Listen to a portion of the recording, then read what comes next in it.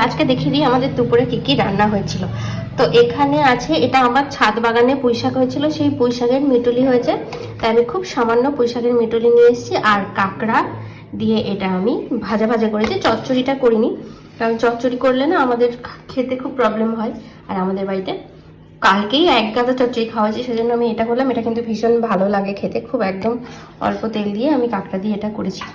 আর এটা হলো আমার মেয়ের জন্য গাজর, পেঁপে আর আলু দিয়ে একটা চিকেনের ঝোল করেছি, ওর খাওয়া হয়ে গেছে।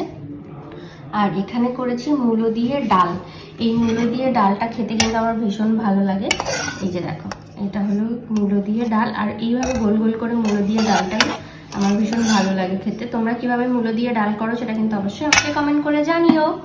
আর এখানে করেছি কলা পাতায় হলো ছোট মাছ, মানে এটা কাচকি মাছ কলা পাতায় আমি দিয়েছি এইভাবে। এটা আমাদের বাড়ির একটা ভীষণ ভালো, সবাই এই রেসিপিটা ভীষণ পছন্দ করে, তো এটাও করেছি। এটা দেখে ভীষণই ভালো লাগে খেতে। তোমরাও কিন্তু বাড়িতে কলা পাতা এইভাবে ট্রাই করতে পারো, কিন্তু খুব ভালো হয়। আর কাদের বাড়িতে এইভাবে কলা পাতায় রান্না হয় সেটাও কিন্তু তোমরা আমাকে কমেন্ট করে জানাবে। আর একটা যেটা আজকে রান্না হয়েছে দুপুরবেলায়, সেটা হলো এই যে দেখো, এটাই হলো আজকে আমাদের, মানে অনেক দিন পরে না এই কাঁকড়াটা আমাদের পাওয়া গেল। অনেক দিন পরে কাঁকড়ার জন্য আমরা বসে থাকি, পাওয়াই তো খুব একটা যায় না।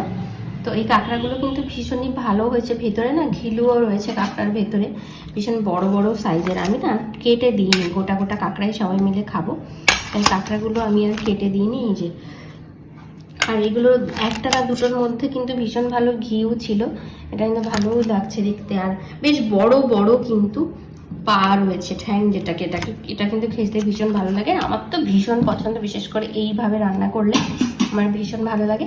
আজকের মতো এখানেই শেষ করলাম, টাটা।